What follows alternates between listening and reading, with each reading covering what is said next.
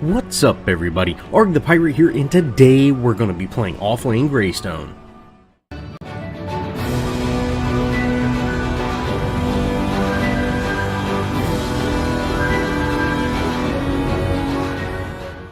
As always, let's go over his deck first. Now I have Armored for a level 7 gem and Quick Exit for a level 1 gem for Vitality. And for Agility, I've got Auto Health Potion, that followed up by Wealthy to get that influx of gold. I've got Duelist with Power, and lastly, I've got Critical Hits. Now this is Mana and Mana Regen. I suggest going with the Power version, but I don't have one on this hero. Now, my first cards, I have Coin Master, Living Guardian, and the Demolitionist. Now you can pick which one to go with first, but I would highly recommend picking up that Living Guardian. It's so key for playing Greystone. Then I have a Thunder Cleaver, a Sand Speeder, and a Overcloak Droid. These are kind of my mid-game cards, but I really only get that Thunder Cleaver. That followed by Heavy Hitter and Death Crawler, of course, and just really crank out that damage. Alright, let's get into some gameplay.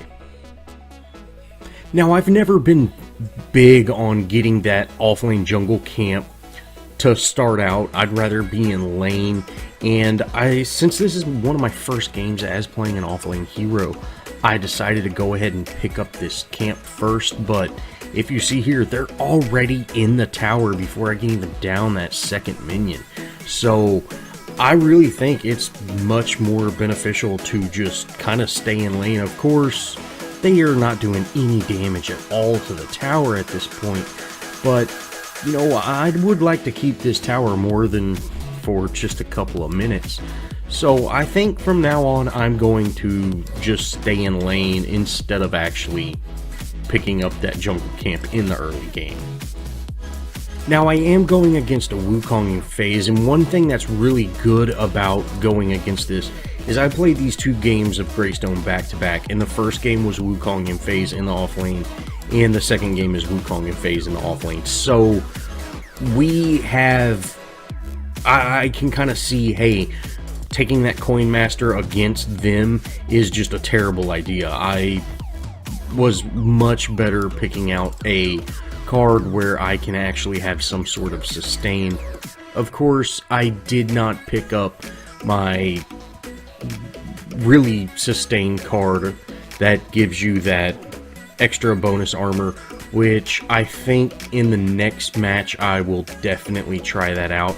But I am thinking about maybe going with the intellect as Greystone. I know that sounds crazy, but since you have access to the card that gives you that real big boost to experience, I think that might actually help. Of course, not picking that up for your first card, but maybe your second card. And if you see here, I'm gonna just go ahead and back at 3 minutes in or 4 minutes in, and this is just really early to me. So I think if I'm going to be forced out of lane due to sustain issues, I might pick up that experience card and really crank out some levels, which I do a great job of out leveling them anyways, but still being able to really push them back at these early levels might be very beneficial. Now, I am fully aware that ADCs are just really weak in the beginning game, so I'm gonna try to just force this. They're being very aggressive, and it's time for me to push back. So I go ahead and just hammer at these minions. I do have this card that gives me all this extra armor, so I'm really not too worried about taking crazy amounts of damage from either phase or Wukong. And luckily, phase pulled Wukong right back into me. Oh man, I bet that Wukong was upset. But I ended up getting both those kills with just this massive amount of armor that I'm able to build with this card. I end up getting my ult, a double kill. I go ahead, head back, clean out this jungle camp, and head back to base to pick up some more cards. I really think that having a melee ADC in the safe lane is probably a terrible idea, especially since a hero like Iggy is, you know, very good in the off lane now, and with that range that he has, the carry's not going to be able to get farm at all. Now, I did manage to pick up all 3 of my starting cards, and I head back to lane. Grux was there to cover it for me, but he was fairly low and out of mana, so, you know, he didn't want to do too much, but he was there just in case. And luckily, I get back in lane just in time. I'm able to clear that up. Now, I'm really trying my hardest to force these heroes out of lane. I want to keep them starved on farm. If you have not played version 42 yet, the ADCs are now a complete carry hero. If they get fed, it's game over. It turns into who has the stronger carry or who has the best stun, because there's no way to handle a carry unless you stun them. Now, I did take out that phase, but I'm thinking with my ultimate and my insane amount of armor that I have, I'm going to be able to, you know, get this Wukong out of lane. And sure enough, I do. I actually almost get another kill on him. Of course, playing this real aggressive like this ends up biting me here in a little bit, but at the start, I'm really able to keep them out of lane and just keep farm out of their hands, and this is great. As an offlaner, if you're able to not only keep your tower up, but you can bully the enemy team so much that they're constantly having to retreat, you're doing a great job. Now, me being able to bully them is really kind of going to my head, and I'm not sure what I was thinking right here. I knew I just used my ult, but it's kind of out of my mind that I'm, you know, hey, I don't have my ult, and I really start playing very aggressive and pushing back, and I'm attacking them with them having the minion wave superiority, and I end up actually going down here, which this was a very needless death on my part, but I do get a decent amount of damage on both of them. So if we do have some sort of rotation from my team, they are going to be able to get a fairly easy kill, but that was definitely me thinking, hey, I had my ult for whatever reason, and by the time I realized it, it was too late. Which that does put me at 3-1, and as far as I'm concerned, I'm still doing well. I went ahead and told Grux, hey, don't go in there, don't try to get that tower, let them down that tower so I can start farming a little easier. Of course, I am just kind of farming with them hitting me. This card that gives you the bonus armor is amazing, and I would highly recommend it for any offlane hero. Now, this really turns into a back and forth tug of war with pushing lanes. For the next handful of minutes, I'm constantly getting fed, and as you see, I am level 8 and they're still both level 4, so I'm actually their level combined, and since I have my ult back, I am able to play just really aggressive again. But I think I kind of learned my lesson on, hey, you can't just go in there and win fights. You're not going to just have it handed to you.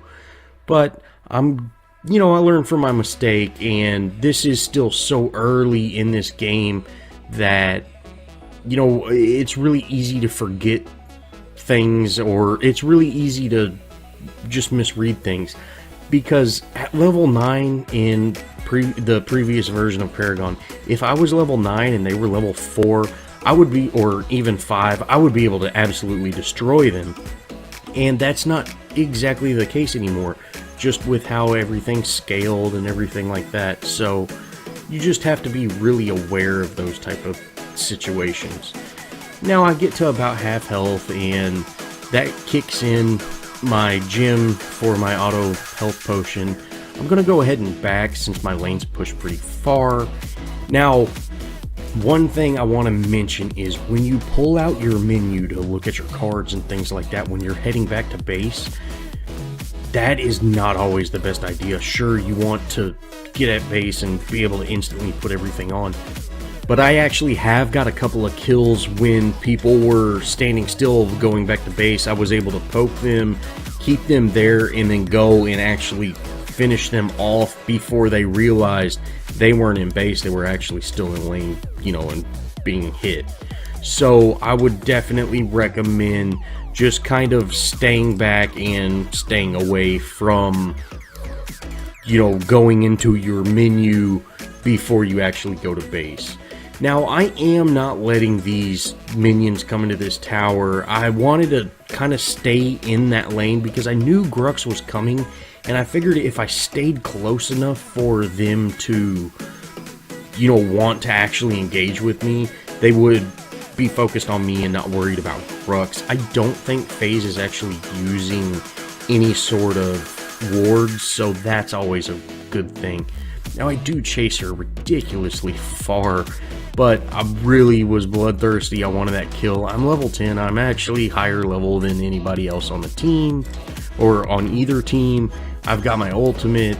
I wasn't too worried about being out of position, and I ended up getting that FaZe kill. Of course, Wukong got away, but not only is that going to kind of let me farm my lane a little more, but it's going to put them both back at base and away from their farm.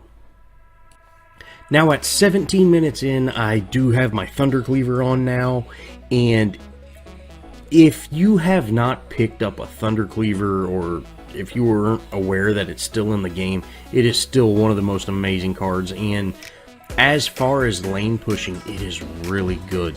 Now, I've been playing a lot with this lower level account, so I'm missing quite a few cards, but I'm playing with a lot of my subscribers right now, so I wanted to kind of make, you know, decks and things like that people have, you know, they might have some of these cards. I don't want to get on that main account that's going to put us in that higher rank that not all y'all are comfortable with, and it really allows me to, you know, kind of make do with the cards that I have. I don't really know if I like the whole fact of cards make or break a hero now. In previous Paragon, a lot of my starter guides were built with cards that every hero had. You know, I actually made an account. I never opened up a single chest or a single card pack with that account, and I would strictly go on that account to make decks that have just 100% of cards that, you know, everybody would have, and you could still build amazing decks without having cards. And that's really not the case anymore.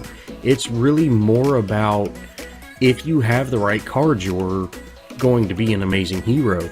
And you know, I'm not exactly sure if I like that. I wish everybody was strong, not just, you know, as one or two heroes. I actually played a game today where their Sparrow had, you know, the Overshield card, whatever, the something mage, whatever that crazy Overshield card is that ADCs pick up now. And our ADC didn't have it, and once both ADCs got fed, there was almost no point in even trying to attempt to kill her, because she instantly melted our whole team, which is kind of what that's kind of what Epic wanted, but at the same time, it kind of doesn't seem fair. The players that have been playing longer are way stronger than the players that have, you know, just kind of picked up the game, and it really feels like there's a very unfair advantage with these type of cards. Now I'm sitting here, Grux said he wanted one of the Raptors, so I'm just sitting there waiting for him to show up, and I'm gonna go ahead and head back, spend this 7,000 gold that I've ended up stacking up, and we're really starting to roll here. Now version 42 has become just a massive farming simulator, it seems like. If you are not getting your farm, if you're not getting your levels, your card points, things like that, or your team isn't, you're going to lose. That's just a straight up fact. It doesn't matter how skilled you are. Like right here, I'm level 17. They're still in their single digit levels. they cannot do anything to me. Look at this, I'm running past minion waves, phase ulted to run away, and I'm still just deleting people. So it is 100% about getting your farm, and I've actually played a few games as the jungler, and that video will be coming out shortly, but I think that it's almost more worth the jungler staying in the jungle and getting those early game farm than it is to actually rotate and gank, which was the complete opposite in, you know, version 41 and before. You wanted the jungler to hit off lane, you wanted them to be in mid lane, you wanted them to actually have a presence in the map. And now I think the benefit for the jungler is to stay in that jungle, you know, clear out all 5 camps if they can, head back, get another handful of camps, maybe try to get a kill. And I actually found myself ganking mid lane over ganking, you know, safer off lane. Now I end up taking down that inhib right there, but I do have 3 people behind me. They end up taking me down pretty easily, and those Gideon rocks, you see how hard they hit, which I'm not building tanky at all. My tank ability comes from that card that, you know, gave me all that basic armor, which was a great early game card. But now in this later game, I don't have that card anymore. I do have a couple of cards with some, you know, a little bit of armor, but I'm mostly building a fighter, which I was always kind of anti-Greystone fighter decks. I didn't really like seeing a fighter Greystone. But if you're able to get your farm, get them levels, you know, have just a huge advantage, having a fighter is almost better than having a, you know, a tanky hero that can't be killed.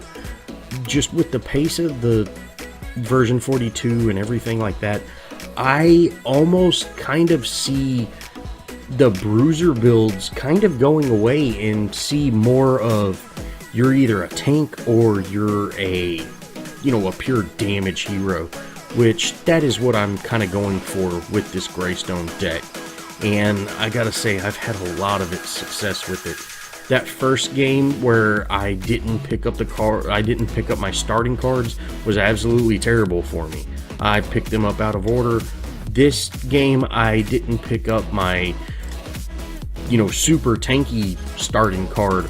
But I think from now on, I will be picking up that super tanky starting card, and that's going to just give me a lot more survivability in lane. Well, as this video wraps up, I'd just like to say I'm still kind of learning everything.